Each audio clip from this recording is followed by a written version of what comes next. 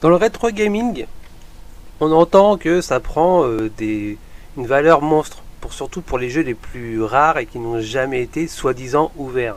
Mais attention, depuis finalement bien une dizaine d'années, il y a déjà, quand on voit cet article qui date de juin 2013, donc et ça s'appelle donc le card mode.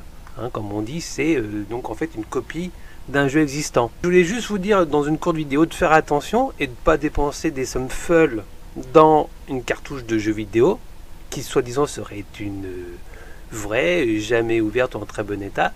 Sur AliExpress, toujours AliExpress, on peut en trouver. On va aller voir ça. En tout cas, vous voyez, ça coûte que quelques euros. Et qu'est-ce qu'ils vont dire?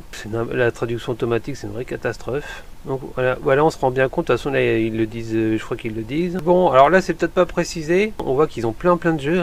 Mais tiens, Secret of Mana, allez, carrément. Alors, on peut voir ce jeu Secret of Mana, qui est un jeu d'aventure très connu, à des prix des fois énormes. Il faut bien se rendre compte que vous avez peut-être, si vous avez acheté ce genre de jeu, vous êtes fait arnaquer, car c'est qu'une simple reproduction, quoi. Bon, là, ils le disent pas clairement, mais vous voyez, donc les jeux coûtent vraiment pas cher, même des jeux soi-disant qui sont durs à trouver.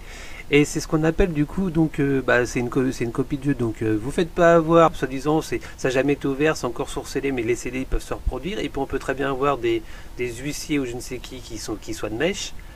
Donc arrêtez. Et d'un autre côté, ça va peut-être avoir l'avantage de refaire tomber les prix à ce que ça vaut réellement.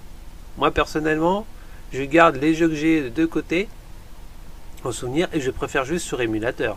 Parce que sur émulateur, d'abord on n'a pas besoin de faire 50 branchements, on peut sauvegarder quand on veut. En bref, c'est vraiment génial avec l'émulateur. Donc voilà, c'était une petite vidéo pour vous faire, pour vous prévenir de faire attention au niveau du rétro gaming, pour pas vous faire arnaquer, même si ça commence de plus en plus à se savoir. Et tant mieux que ça c'est cette arnaque, mais pas encore assez. Donc moi j'ajoute ça sur ma chaîne qui répertorie un maximum d'arnaques. Et vu toutes les arnaques qu'il y a, j'ai beaucoup de vidéos à faire.